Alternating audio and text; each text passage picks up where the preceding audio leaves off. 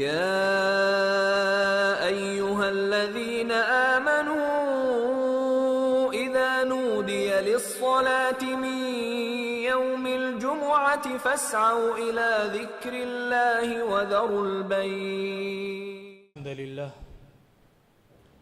نحمده ونستعينه ونستغفره ونعوذ بالله من شرور أنفسنا ومن سيئات أعمالنا. من يهده الله فلا مضل له ومن يضلله فلا هادي له، وأشهد أن لا إله إلا الله وحده لا شريك له، وأشهد أن محمدًا عبده ورسوله. يا أيها الذين آمنوا اتقوا الله حق تقاته ولا تموتن إلا وأنتم مسلمون.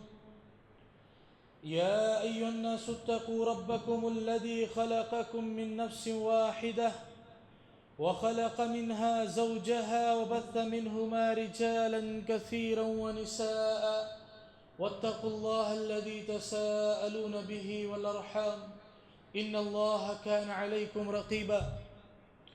يا أيها الذين آمنوا اتقوا الله وقولوا قولا سديدا يصلح لكم أعمالكم ويغفر لكم ذنوبكم، ومن يطع الله ورسوله فقد فاز فوزا عظيما. أما بعد، فإن خير الحديث كتاب الله، وخير الهدي هدي محمد صلى الله عليه وسلم، وشر الأمور محدثاتها، وكل محدثة بدعة، وكل بدعة ضلالة، وكل ضلالة في النار. فقد قال الله تعالى في كلامه المجيد والفرقان الحميد: وما من دابة إلا على الله رزقها. وقال النبي صلى الله عليه وسلم أن النفس لن تموت حتى تستكمل رزقها. حاضرین جمعہ، بزرگوں، نوجوانوں، پردہ نشین مائیں اور بہنیں، سب سے پہلے تمام قسم کی تعریفیں، حمد و ثنا، بڑائی بزرگی اس اللہ رب العالمین کے لیے لائق اور مناسب ہیں جس نے ہمیں پیدا کیا اور جو ہمارا مالک ہے، ساری کائنات کا تنہا اکیلا پالنہار، مدبر اور پلانر ہے۔ بعدہ درد و سلام کی بارش ہو تمام انبیاء کرام پر، خصوصاً ہمارے آخری نبی جناب محمد الرسول اللہ صلی اللہ علیہ وسلم پر۔ اللہم صلی وسلم علی نبینا محمد۔ حضرات، اس وقت دنیا میں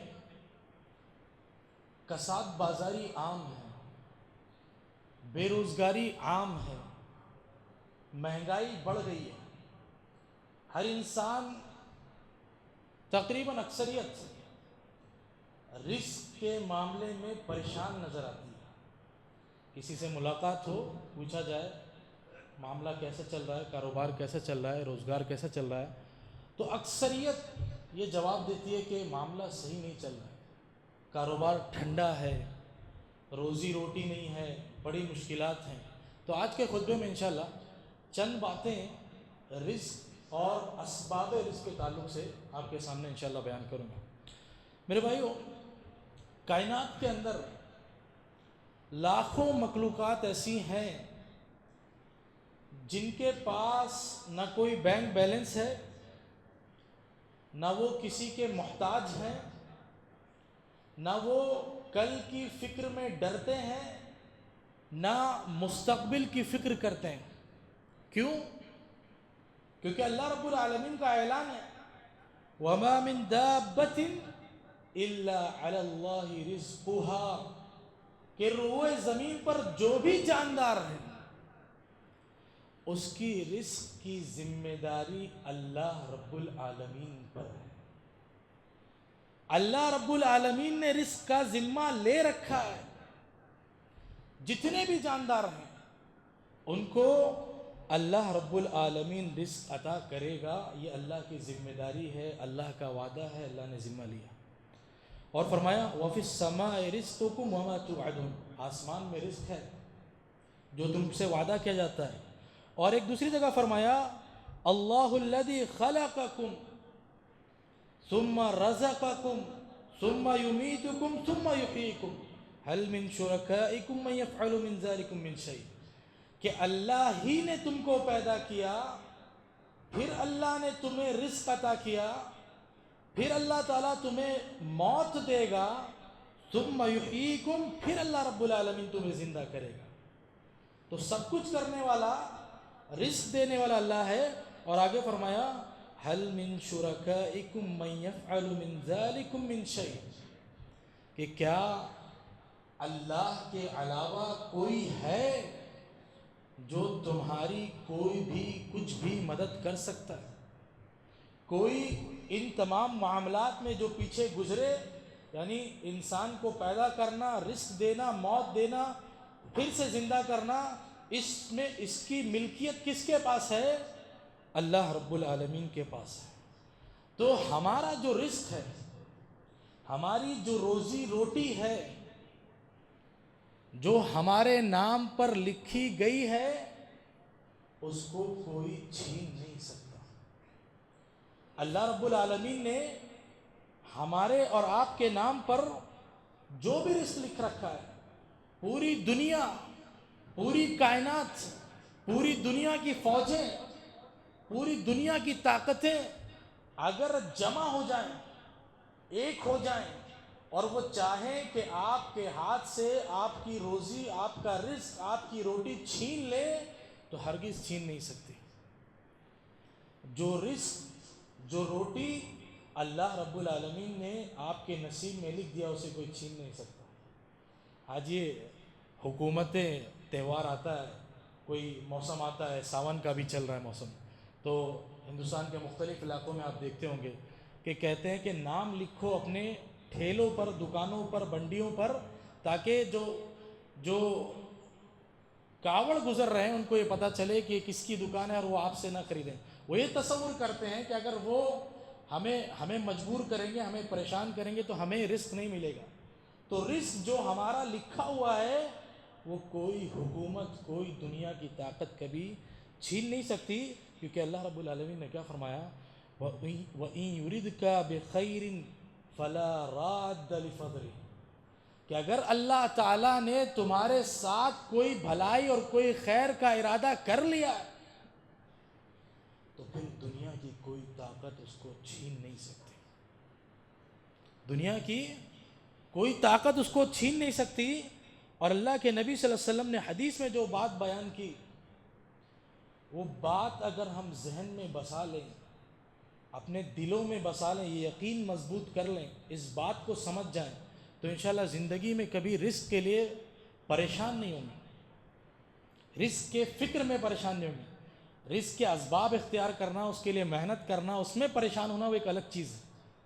آدمی جاب کی تلاش کرے، جاب کے لیے دوڑے، آدمی کاروبار کرے، اس کے لیے کوشش کرے، وہ ایک دوسری چیز ہے۔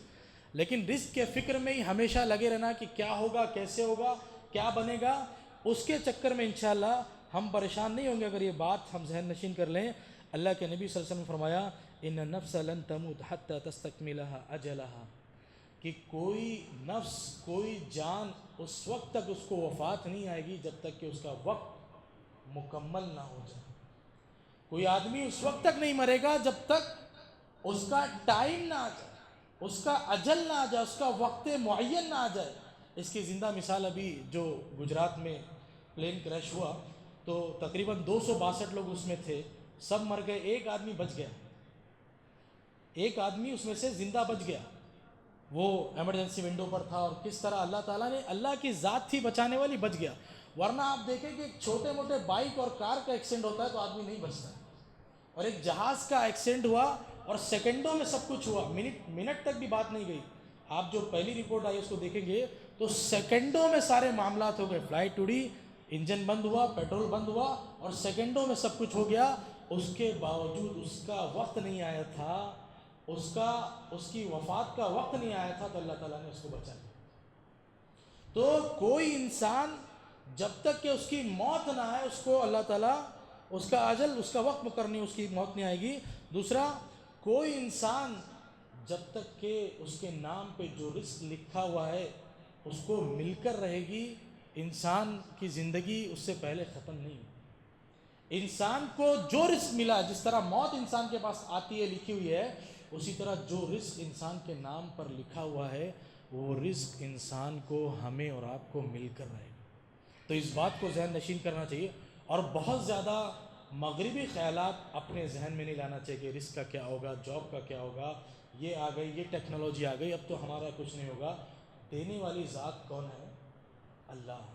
پیدا کرنے والا وہ ہے، پالنہار وہ ہے، تو سب کچھ وہ انشاءاللہ اللہ تعالیٰ دیکھ لے گا.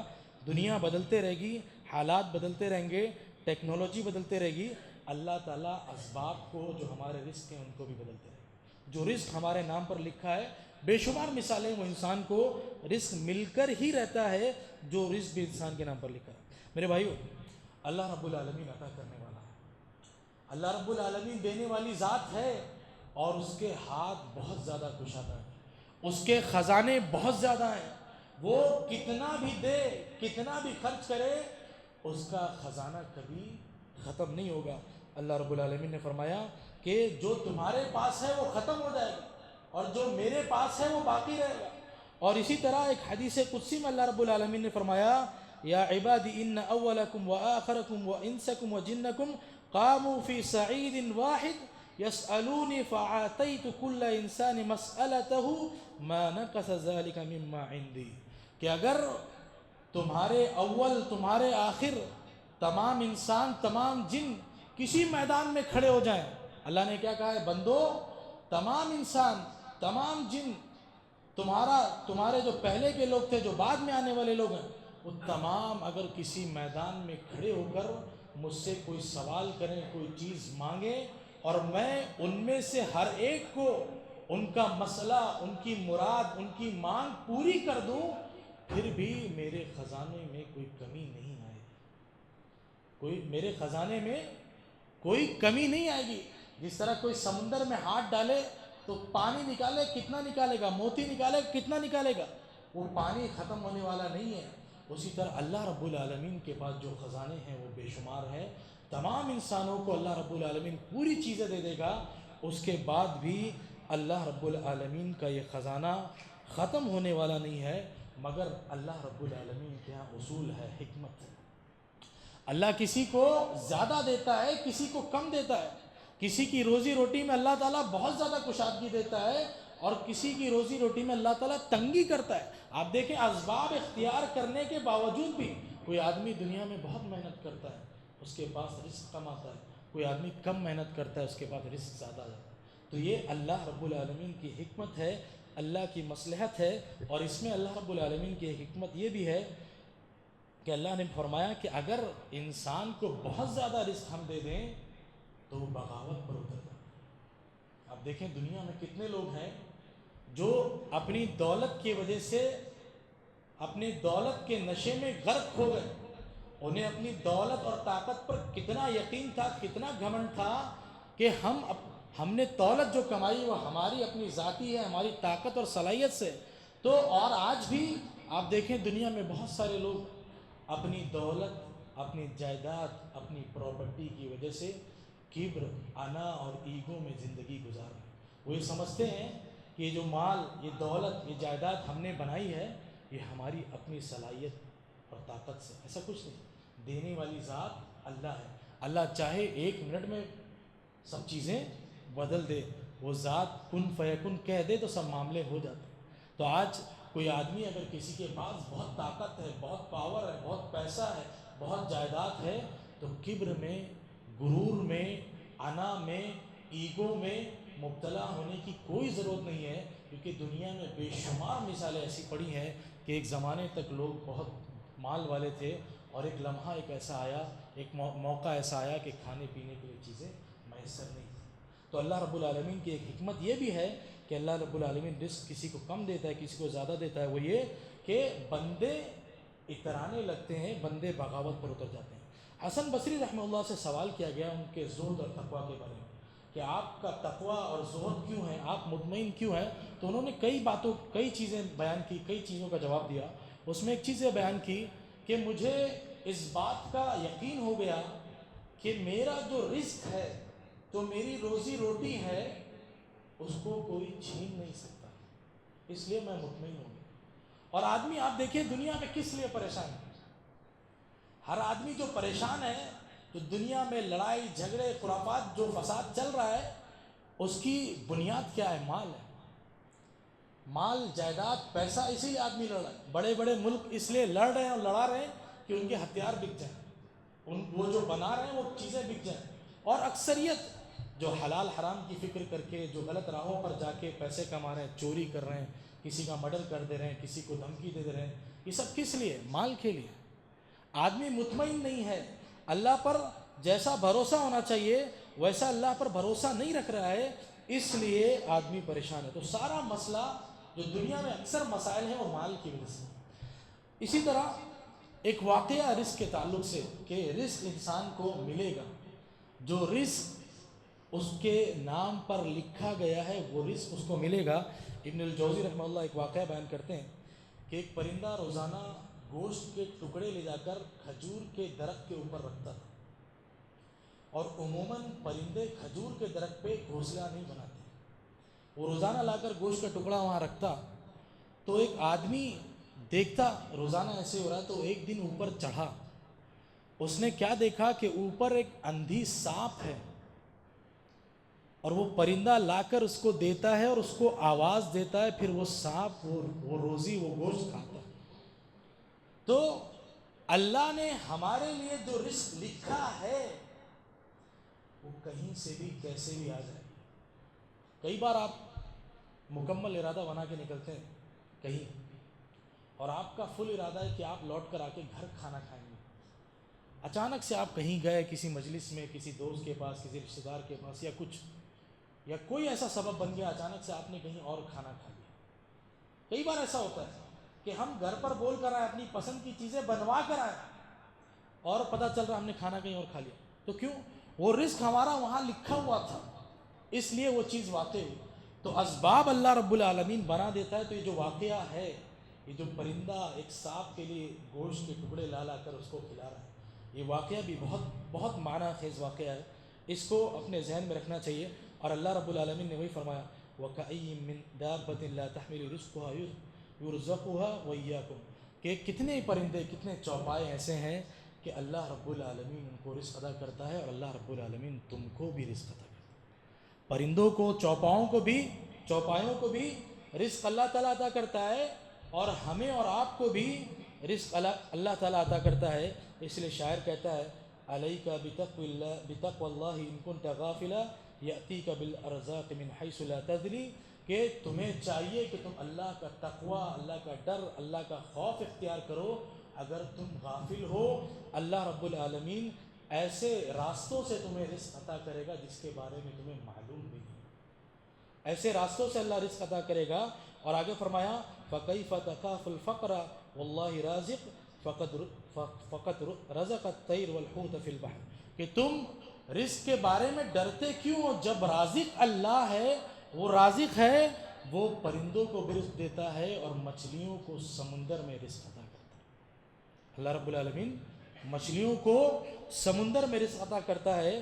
تو انسان کو جو اس کا رزق ہے وہ ملے گا، اس کے لیے کوشش کرنا ہے۔ ایسا نہیں کہ بس رزق ملنا ہے تو بھروسہ اللہ پر کر کے گھر پہ ہی بیٹھ جائیں اور سب معاملہ ہو جائے۔ بھروسہ کرنے کے ساتھ ساتھ یہ دنیا دار الاسباب ہے، اسباب اختیار کرنا ہے، کوشش کرنا ہے، محنت کرنا ہے، اس کے بعد اللہ تعالیٰ سے امید رکھنا ہے کہ اللہ تعالیٰ آپ کو آپ کا رزق دے گا۔ رزق کے چند اسباب ہیں کہ جس کے ذریعے سے اللہ تعالیٰ رزق ہمیں نصیب کرتا ہے، یا جن کے، یا یہ اسباب نہ کہہ کر رزق کے لیے کچھ چابیاں ہیں، کچھ کنجیاں ہیں جس کے ذریعے سے اللہ تعالیٰ رزق کے دروازوں کو کھول دیتا ہے۔ چند اسباب میں آپ کے سامنے بیان کر کے بات ختم کروں گا۔ سب سے پہلی چیز، سب سے پہلی چابی اور سب سے پہلا سبب جو رزق کا اللہ تعالیٰ نے بیان کیا وہ استغفار ہے، توبہ اور استغفار، گناہوں کی معافی چاہنا۔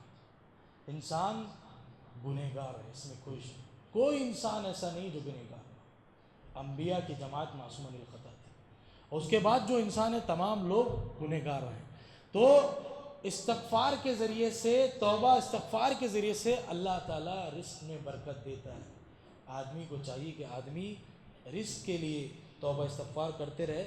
فرمایا اللہ رب العالمین نے فَقُلْتُ اسْتَغْفِرُوا رَبَّكُمْ إِنَّهُ كَانَ غَفَّارًا يُرْسِلُ السَّمَاءَ عَلَيْكُمْ مِدْرَارًا وَيُمْدِدْكُمْ بِأَمْوَالٍ وَبَنِينَ وَيَجْعَلْ لَكُمْ جَنَّاتٍ وَيَجْعَلْ لَكُمْ أَنْهَارًا۔ نوح علیہ السلام نے اپنے قوم کے لوگوں سے مخاطب ہو کر کہا کہ تم لوگ اللہ سے استغفار کرو، اللہ سے توبہ کرو، اپنے گناہوں کی معافی مانگو، اللہ رب العالمین بہت زیادہ بخشنے والا ہے، اللہ رب العالمین بہت زیادہ بخشنے والا ہے۔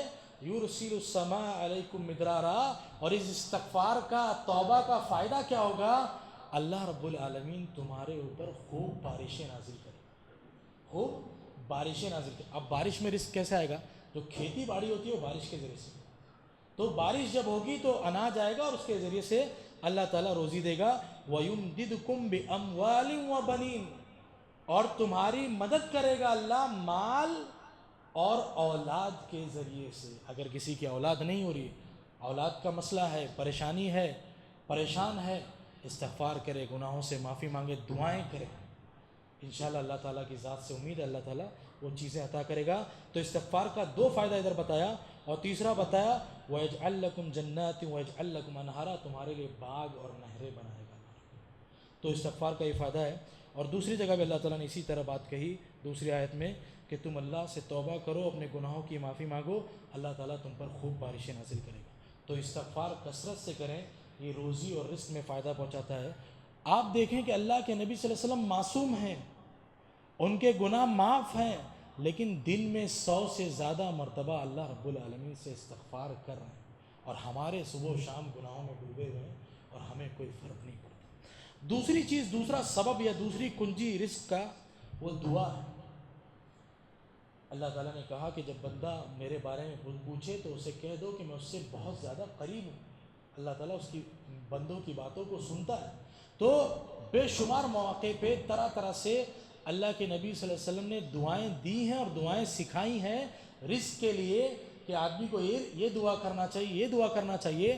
تو ہمیں اور آپ کو بھی رزق کے لیے، رزق میں برکت کے لیے اللہ رب العالمین سے دعائیں کرنا چاہیے۔ دعا بہت بڑا سبب۔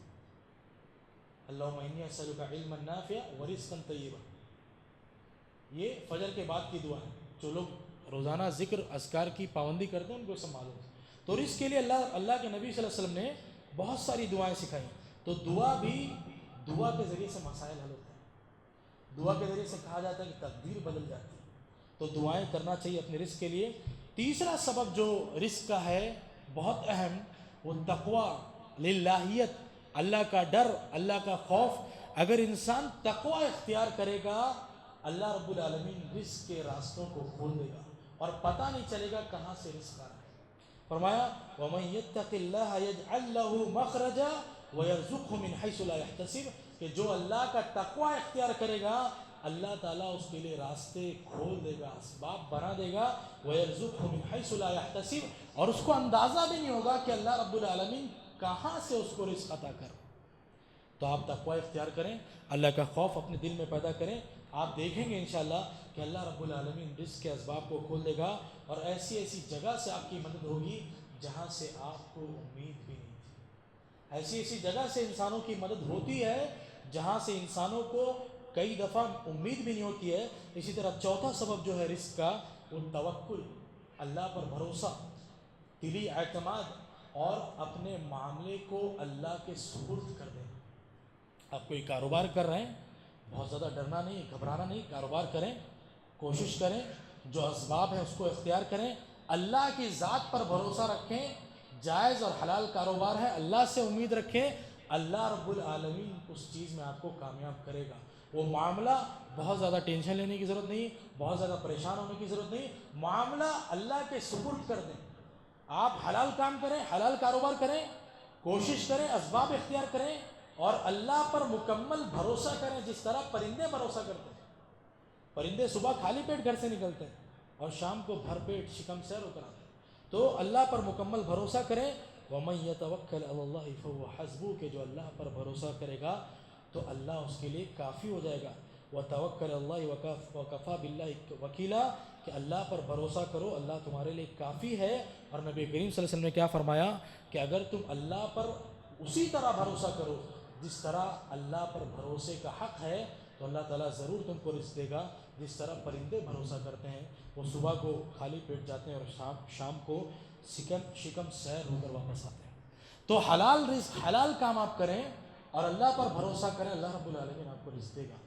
اور حرام جو کام کرتے ہیں, جو لوگ بھی حرام کام کر رہے ہیں, حرام روزگار ہے, حرام کاروبار ہے, حرام طریقے سے پیسہ کما رہے ہیں, ان کا اللہ پر کوئی بھروسہ نہیں ہے. اگر اللہ پر بھروسہ ہوتا تو وہ حرام کام نہیں کرتے, حلال کا انتظار کرتے. حرام کام اسی لیے کر رہے ہیں کہ حلال کا انتظار نہیں کر رہے ہیں. تو اللہ پر جو بھروسہ کرے گا وہ حلال رزق کا انتظار کرے گا, اور جو اللہ پر بھروسہ نہیں کرے گا وہ کہیں سے بھی رزق بنانے اور پیسہ بنانے میں لگا رہے گا, اس کو کوئی پرواہ نہیں رہے گی. تو رزق حلال کی تلاش کریں, رزق حلال کے لیے محنت کریں. اسی طرح رزق کے اسباب میں سے ایک سبب حج اور عمرہ بھی ہے. اللہ کے نبی صلی اللہ علیہ وسلم نے فرمایا تابعوا بین الحج والعمرہ فإنہما ینفیان الفقر والذنوب, کہ حج اور عمرہ کرتے رہو, مسلسل کرتے رہو, کیونکہ اس کے ذریعے سے اللہ تعالیٰ فقر و فاقہ اور گناہوں کو ختم کر دیتا ہے. تو حج اور عمرہ جس کے پاس استطاعت ہو, اس سے پہلے شاید بات گزری اس کے تعلق سے, جس کے پاس استطاعت ہو اس کو چاہیے کہ وہ حج اور عمرہ کرے اور کرتے رہے.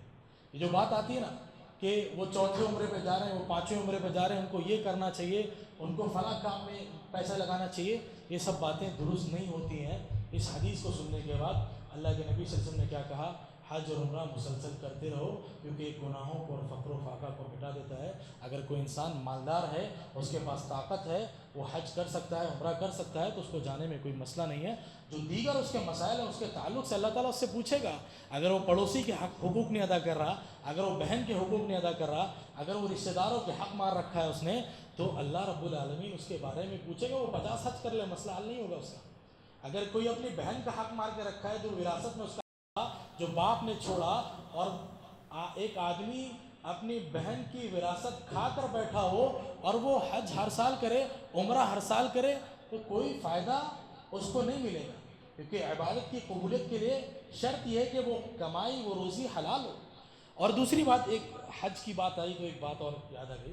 ابھی حج کمیٹی کے ذریعے سے اعلان نکلا ہے کہ 31 تاریخ تک, 31 جولائی تک حج کا, جو اگلے سال حج پر جانے والے یا جانے کی خواہش رکھتے ہیں, 31 تاریخ تک فارم بھرنا ہے. اس سال یہ لوگ تھوڑا پہلے ہی لے آئے ہیں سب کچھ, ہو سکتا ہے کچھ بہتر انتظامات کرنے کے لیے. تو جو لوگ بھی مستطیع ہیں, طاقت رکھتے ہیں حج کی, حج پر جا سکتے ہیں, اللہ رب العالمین نے ان کو مالی اور بدنی طاقت دے رکھی ہے, تو ان کو جانا چاہیے. اور یہ موقع اچھا ہے, فارم بھریں, کوشش کریں, اللہ رب العالمین آگے کے جو مسائل ہیں اس کو آسان کرے. اسی طرح رزق کے اسباب میں سے ایک سبب انفاق فی سبیل اللہ, اللہ کی راہ میں خرچ کرنا. اس کے ذریعے سے بھی اللہ تعالیٰ, لوگ یہ کہتے ہیں کہ ہمارے پاس تو مال ہی نہیں, تو ہم اللہ کی راہ میں کیسے خرچ کریں. تو اللہ کی راہ میں خرچ کرنے سے, صدقہ کرنے سے مال کبھی کم نہیں ہوتا. اللہ کے نبی صلی اللہ علیہ وسلم نے کیا فرمایا, ما نقصت صدقہ من مال, کہ صدقے سے مال میں کچھ کمی نہیں آتی. صدقے سے آپ 10 روپیہ یا 100 روپیہ کہیں پر دیں گے تو اللہ رب العالمین آپ کے 1000 10,000 کہیں پر بچائے گا. آپ نے 100 روپیہ آج مسجد میں دیا, آپ نے 10 روپیہ آج مسجد میں دیا, ہو سکتا ہے کوئی مصیبت, کوئی پریشانی آپ پر آنے والی تھی, صدقے کے ذریعے سے مصیبت ٹل گئی اور آپ کا ہزاروں روپے بچ گئے. تو صدقے کے ذریعے کبھی بھی مال کم نہیں ہوتا. تو یہ بھی ایک رزق کے اسباب میں سے ایک سبب ہے. اسی طرح صلہ رحمی, رشتہ داریوں کو جوڑنا. اللہ کے نبی صلی اللہ علیہ وسلم نے فرمایا کہ جو آدمی چاہتا ہے کہ اس کی عمر اور اس کے رزق میں اضافہ ہو, اسے چاہیے کہ رشتہ داریوں کو جوڑے. آج آپ دیکھیے کہ ہر آدمی 2 باتیں ضرور کہتے ہوئے ملتا ہے, ایک رزق میں پریشانی کی بات, اور دوسرا رشتہ داری توڑنے کی بات. ہر آدمی کہے گا ارے میرے چچا ہیں, میرے پھوپھی ہیں, میرے پھوپھا ہیں, ان سے میری بنتی نہیں, میرے بھائی ان سے میری بنتی نہیں. اکثر لوگ اپنے تعلقات اور اپنی رشتہ داریوں کو خراب کر کے بیٹھے ہیں. اللہ کے نبی صلی اللہ علیہ وسلم نے رزق کے اسباب میں جو چیز بتائی اس کو ہم نے توڑ رکھا, اس کے بعد ہم رزق کی امید کر رہے ہیں. اکثر لوگ یہ کہتے ہوئے بولتے ہوئے سنتے ہیں کہ ہمارے چچا سے ہماری بات چیت نہیں ہے, ہمارے والد سے ان کا جھگڑا ہو گیا, فلاں ہو گیا, فلاں ہو گیا. اکثر لوگ یہ مسائل بیان کرتے ہیں. تو اگر رزق میں برکت چاہیے, رزق میں کشادگی چاہیے, تو صلہ رحمی کریے, رشتہ داریوں کو جوڑیے. اور کمزوروں پر احسان کرنے سے، ضعیف کمزور جو معاشرے کے ہیں ان پر احسان کرنے سے اللہ تعالیٰ رزق دیتا ہے۔ اللہ کے نبی صلی اللہ علیہ وسلم نے فرمایا هل تنصرون وترزقون الا بدعفائکم، کہ تم لوگوں کو جو مدد کی جاتی ہے تمہاری اور تمہیں جو رزق دیا جاتا ہے وہ تمہارے معاشرے کے کمزور اور ضعیف لوگوں کی دعاؤں کے بدلے میں۔ تو جو کمزور لوگ ہیں، جو ضعیف ہیں، غریب ہیں، ان کے ساتھ احسان اور بھلائی کا معاملہ کریں، ان کے ساتھ ظلم اور زیادتی کا معاملہ نہ کریں۔ دنیا میں ہو سکتا ہے وہ کمزور ہو، لیکن اللہ کی بارگاہ میں ہو سکتا ہے ان کا مقام بہت بلند ہو، اس لیے آپ پریشانی میں پڑ جائیں گے۔ اسی طرح دین پر استقامت کے ذریعے سے اللہ تعالیٰ رزق بڑھاتا ہے۔ اللہ رب العالمین نے فرمایا اگر وہ تورات اور انجیل پر عمل کرتے اور جو کچھ ان پر نازل ہوا اس پر عمل کرتے تو ہم ان پر رزق کی بارش کرتے۔ اسی طرح نماز کا قیام اور اپنے گھر والوں کو نماز کا حکم دینا، اس کے ذریعے سے اللہ تعالیٰ رزق پیدا کرتا ہے، رزق کے اسباب بناتا ہے۔ لہذا ہمیں اور آپ کو چاہیے کہ رزق کے معاملے میں بہت زیادہ پریشان نہ ہو، فکر مند نہ ہو۔ جو اسباب ہے، جو کوششیں کرنی ہیں، جو محنت ہمیں کرنا ہے، جو تعلیم حاصل کرنا ہے، اور جو بھی موجودہ دور کے اسباب ہیں ان کو اختیار کریں اور اللہ کی ذات پر مکمل بھروسہ رکھیں۔ اللہ رب العالمین آپ کو بہترین رزق عطا کرے گا۔ اور جو رزق کے اسباب، جو رزق کی کنجیاں میں نے آپ کے سامنے چند ایک بیان کی، اس کے علاوہ بھی بہت ساری باتیں ہیں، ان اسباب کو آپ اپنانے کی کوشش کریں تاکہ رزق میں کسی طرح کا کوئی مسئلہ نہ آئے۔ اللہ رب العالمین سے دعا ہے کہ اللہ تو ہمیں کہنے اور سننے سے زیادہ عمل کرنے کی توفیق عطا فرما۔ اللہ تعالیٰ تو ہمارے رزق میں برکت عطا فرما۔ اللہ تعالیٰ تو ہمیں رزق کے فکر سے آزاد کر دے، ہمیں حلال رزق کی توفیق دے، حلال رزق میں ہمارے برکت دے، اور ہمیں ہر قسم کے حرام رزق سے اللہ تعالیٰ تو بچا کے رکھ۔ اللہ تعالیٰ دنیا میں جہاں بھی مسلمان پریشان ہوں ان کی پریشانیوں کو دور فرما دے، ہمیں جو لوگ بیمار ہیں ان کی بیماریوں کو دور فرما دے، ہمیں جو لوگ قرضہ ان کے قرض کی ادائیگی کروا دے، ہمیں جو لوگ بے روزگار ان کے روزگار کے مسائل کروا دے، اور غزہ اور فلسطین کے مسلمانوں کے لیے خصوصی دعا کریں۔ حالات بہت زیادہ نازک ہو گئے ہیں، پریشانی بہت زیادہ بڑھ گئی ہے، کھانے اور پینے کو چیزیں میسر نہیں ہیں، بھوک اور پیاس سے وہاں کے لوگ تڑپ رہے ہیں اور مر رہے ہیں۔ ہم اور آپ کچھ نہیں کر سکتے یہاں بیٹھ کے، لیکن ہم جو کچھ کر سکتے ہیں وہ کریں۔ ہم ان کے لیے بات کر سکتے ہیں، ان کے لیے آوازیں بلند کر سکتے ہیں، اور سب سے اہم ان کے لیے اپنی نمازوں میں خوب خوب دعائیں کر سکتے ہیں۔ ان کے لیے خوب دعائیں کریں کہ اللہ رب العالمین ان کے مسائل کو جلد از جلد حل کر دے، اور جو لوگ بھی ان کو تکلیف دینے میں شامل ہیں اللہ تعالیٰ ان تمام کو تباہ و برباد کر دے۔ آمین وآخر دعوانا الحمد للہ رب العالمین۔